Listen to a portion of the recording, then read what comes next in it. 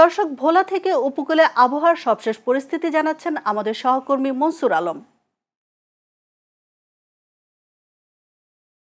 জি, ধন্যবাদ মালা। আপনি যেমনটা জানতে চেয়েছিলেন, ভোলায় কিন্তু দীর্ঘদিন যাবৎ বজ্রপাত ও বৃষ্টি হচ্ছে। তবে অতিরিক্ত এই বৃষ্টির কারণে কিন্তু আ কৃষকের ফসল নষ্ট হয়ে যাচ্ছে। তবে অনেক কৃষকই আমাকে যেমনটা জানিয়েছেন যে অতিরিক্ত বৃষ্টির পানি জমে তাদের ফসল নষ্ট হয়ে গেছে। তবে আ এবং অনেক বাড়িঘরও কিন্তু গুঁড়িয়ে দিয়েছে বাতাসে। তবে ভোলার আবহাওয়া বিভাগ আমাকে যেমনটা জানিয়েছে, দীর্ঘ কয়েকদিন বৃষ্টির পরে কিন্তু আজ আকাশ পরিষ্কার দেখা যাচ্ছে। তবে আজকের তাপমাত্রা কিন্তু ৩৩ থেকে ৩৪ ডিগ্রি সেলসিয়াসে রয়েছে। তবে এখন আকাশ ফর্সা থাকলেও কিন্তু সন্ধ্যায় ঝড়ো বৃষ্টি হওয়ার সম্ভাবনা রয়েছে। তবে আবহাওয়া বিশেষজ্ঞরা বলছে এই যে বঙ্গোপসাগরে এই ঋতু পরিবর্তনের কারণেই কিন্তু কালোবৈশাখী ঝড় হওয়ার আশঙ্কা রয়েছে। এতে ভোলার নদ নদী কিন্তু কিছুটা উত্তাল থাকবে। এতে ভোলার আবহাওয়া অফিস উপকূলীয় জেলে এবং নৌযানকে সতর্কতার সাথে নৌ চলাচলের পরামর্শ দিয়েছেন।